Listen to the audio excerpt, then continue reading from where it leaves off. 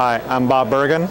I'm an associate professor in the biochemistry department and also part of the Proteomics Core at the Mayo Clinic. I'm here at the ASH meeting and I'm going to present some data on monitoring minimum residual disease in multiple myeloma by LC-MS/MS.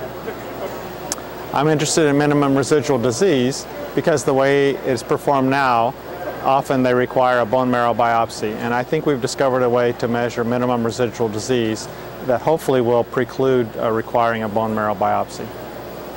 Multiple myeloma is characterized by plasma cells that produce a monoclonal antibody in huge excess. And you can measure that in serum when what they have is called an M spike, when that protein is very abundant.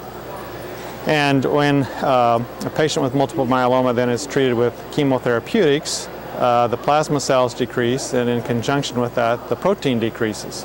However, the plasma cell still remains in the bone marrow, and so the most sensitive method currently to measure minimum residual disease, or what the plasma cell burden is to take a bone marrow biopsy and aspirate some bone marrow, and then look at that. A pathologist would look at that and determine what the plasma cell content is.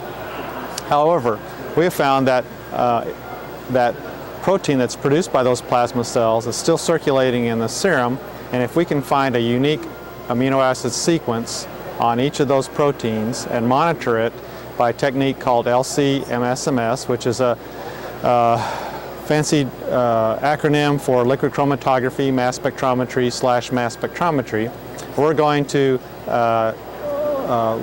monitor the level of the protein produced by the plasma cells.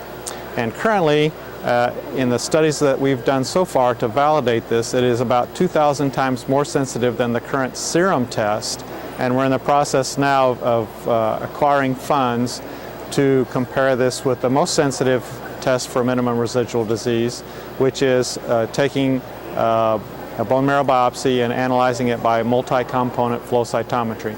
We haven't completed those studies yet, but they're projected to hopefully occur this in the coming year.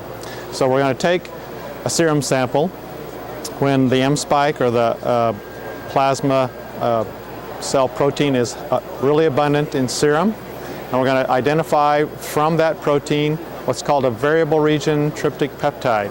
So that means a tryptic peptide that comes from the light chain of the antibody that the cancer cell is producing.